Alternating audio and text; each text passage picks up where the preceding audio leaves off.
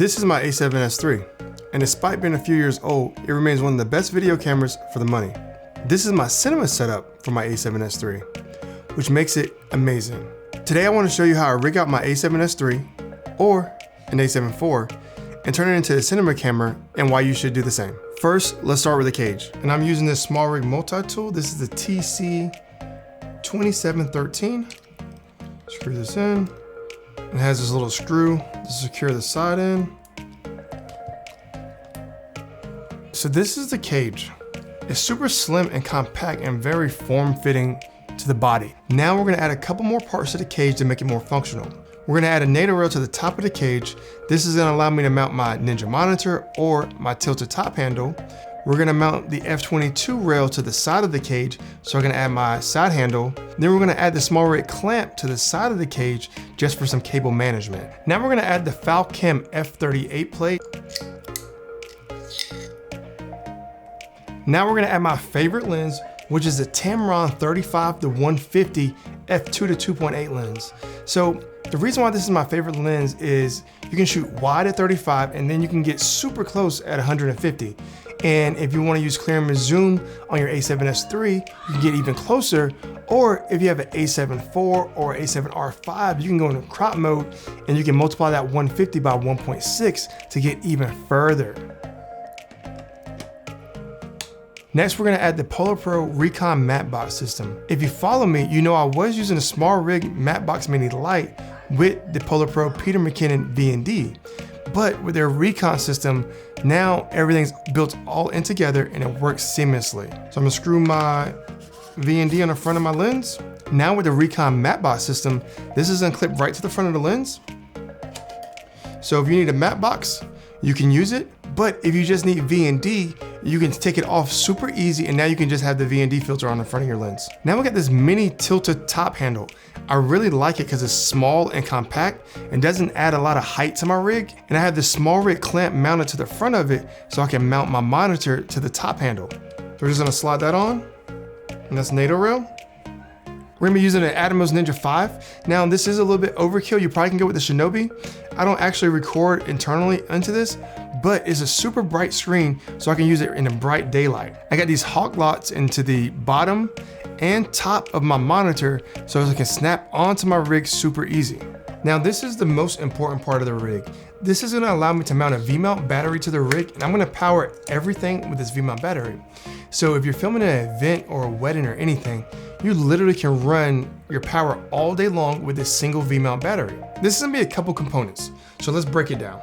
You're gonna have the small rig base plate, that's gonna be 3357 is gonna be the part number. Then I have the Falcam F38 quick release mounted to the top of that. And then I have the Manfrotto quick release mounted to the bottom of this. Typically, everything I have is F38. If I'm using this heavy setup, I'm probably gonna be using a bigger tripod system, which I wanted to go directly onto that tripod, which is gonna be Manfrotto. On the back of this, we have the small rig dual 15mm rod battery hinge, part number MD2802. Then we have the small rig V-mount battery plate mounted to that, and that's gonna be part number 2988. Then we have this USB-C to USB-A charger, and that's how the V-mount battery is gonna charge the a7s3 or your a7 IV.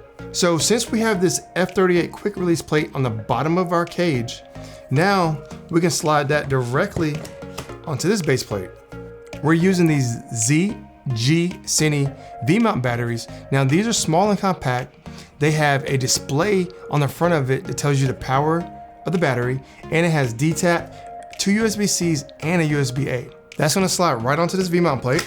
Now, I can plug a USB-C into the camera, and this USB-A plug into the V-mount battery. We're gonna use this barrel to DTAP cable to power our Ninja V. So this is gonna plug right into the back of the Ninja V.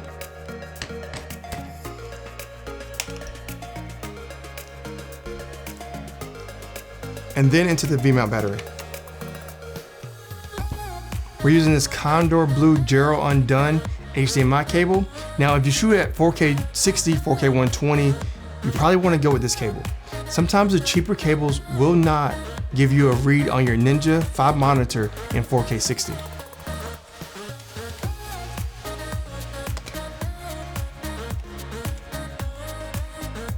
All right, now that small rig clamp that we mounted onto the top of the cage, we're gonna use that to do some cable management. Now we're gonna mount this F22 side handle to the side of the camera, so it's gonna give you a little bit more stability when you're shooting handheld. So now you're gonna have your 3 points of contact. You're gonna grab the handle, you're gonna grab your lens with your left hand, and then put this V-mount battery to your chest. And now you can see what you're filming right here at this Ninja V. It's gonna be right in your face.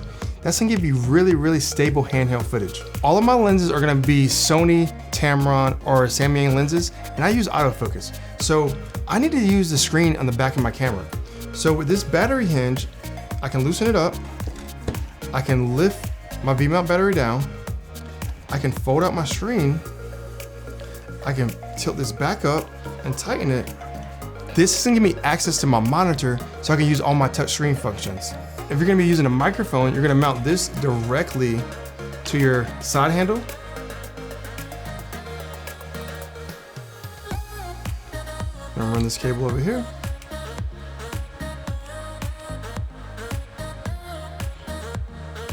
I use the DJI mic system, so now I'm gonna take that and put that right on my cold shoot of the camera. This is my Sony a7s3 cinema setup. You're gonna have all day power with this V-mount battery. I'm gonna be able to see in the bright sunlight with this Ninja V monitor. Now, if I'm shooting S-Log3, I got my Polar Pro Peter McKinnon V&D Recon matte box system. I got my DJI mic for wireless audio, and I have my Rode shotgun mic for ambient sound. I got this side handle that's gonna give me my 3 points of contact, and I have this top handle that's gonna make it easier for carrying or getting low angle shots. All the parts that I use to build this rig is gonna be in the links in the description below. If you guys have any questions, just drop a comment below. And yeah, I'm trying to get to 10,000 subs by the end of the year. So if you haven't, make sure you hit that like and subscribe button.